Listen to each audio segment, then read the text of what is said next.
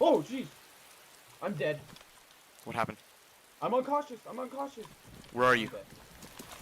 I was in the thing. Did you hear him shooting? Someone shot? He loaded in. Yeah, he shot me. Tent. Near the tortilla tent. What the fuck? What the fuck? The video we're looking at today is by Marbo, and we're just going to examine the first half of the video. The second half is a different gunfight entirely, and you can watch that by clicking the link in the description.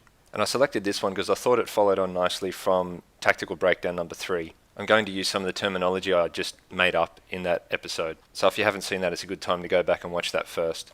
So Marbo and his friend are both inside Mishkino tents looting. And as you just heard, someone else was in there either just looting as well or waiting for an ambush. Marbo's friend was killed, and because of the shitty audio system in the game at the moment, which will be replaced hopefully soon, he didn't hear the shots and isn't able to pinpoint the other guy's position. We don't know if the enemy knows Marbo is there, and since it's a third-person server, he could be sitting somewhere and watching him with a periscope. It also means Marbo has the option to get into a little nook and then watch his surroundings with that invisible periscope so that he can counter ambush. Instead, he starts feeling really uncomfortable, and he decides he wants to move out and get more of a view over the whole area to try and spot this other player. That's a good idea, but you've got to cross that zone 2 that I was talking about before, that no man's land. You're taking the risk of being shot at while you're running across an open area. But he manages to do that. Obviously, the other person isn't aware of his presence. That means the ball is in Marbo's court, and if this player is like most people, he's just going to run around as if no one is watching. The whole time this is going on, his friends are talking to him and asking him to describe the situation. Probably more than 95% of players do this to their friends after they've been killed. Once you've died and your friend is there trying to get revenge for you, I really recommend that you do not say anything unless it is absolutely necessary. Your friend or friends are there and they've got more than enough on their hands to concentrate on without you either asking questions or explaining how you died or complaining about glitches or whatever. So unless you can offer something that really will help, just be quiet. Now, Marbo has chosen a spot which is both very high risk and high reward. That's because this section of trees is the closest to the tents, which makes it one of the most likely places that other players are going to camp there, so Marbo could be unlucky and someone walks across him. But it also means that there's a good chance that his target is going to come across in this direction.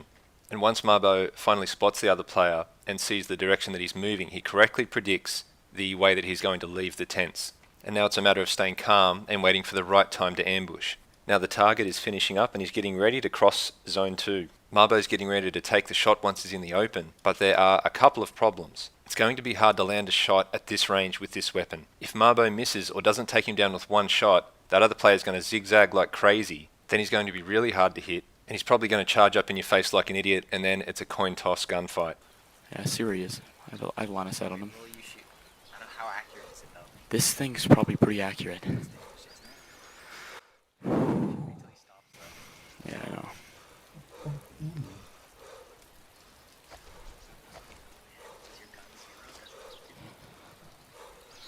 You can't zero this thing, I don't think.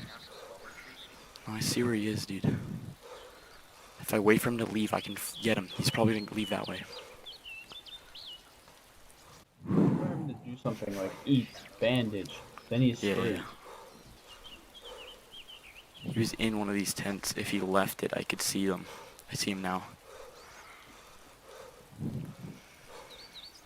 Get his ass.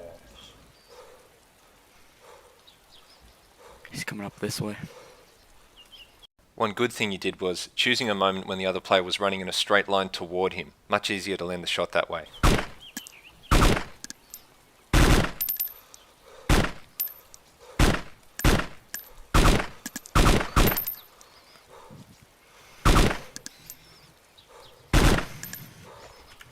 I don't think so. Did you shoot? I shot him. I don't know He's where dead? he is though. Oh, you didn't kill him?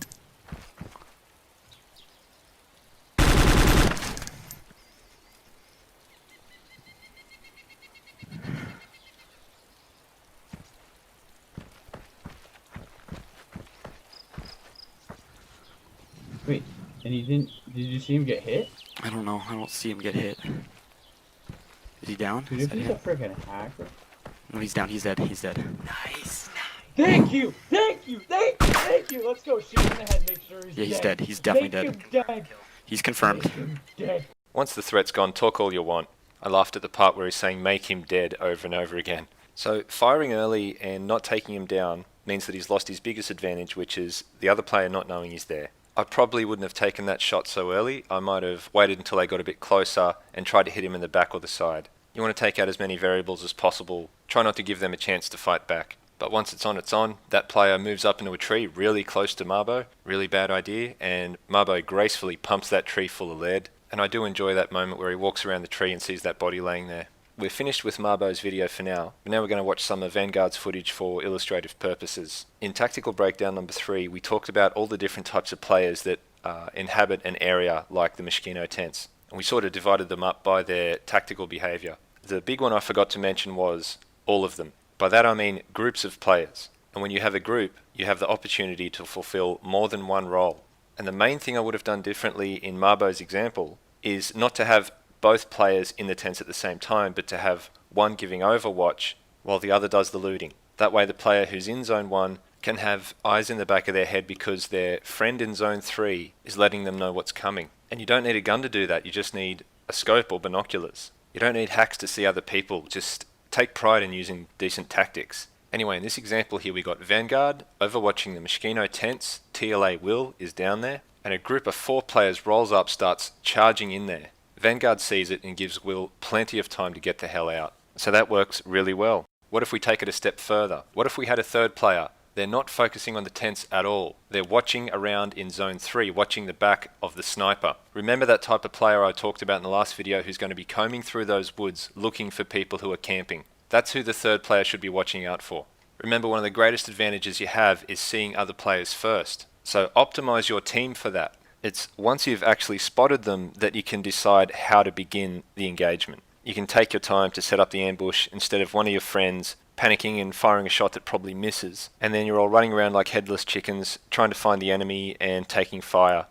Moving on, let's just watch how this video from Vanguard plays out. Oh, you got a contact coming down. 3 contacts, brother. Get out. They're coming in from the east. 4 contacts coming in. Get out of there, Bail. Fuck this shit up.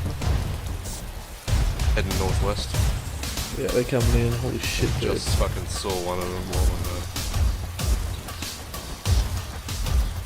Yeah, they're coming in. I'm gonna have to... Yeah, Please, go to the I see you. I see you leaving. Oh yeah. Go to the total shell, boys. Go loot it up. It worked! It fucking worked! Yes! Fubar, you legend! That I will not be using every video that's submitted, but it's awesome to have so much stuff to choose from. If you want to submit your own, click on the link in the description. Fill out the form and submit your video, and we will watch it.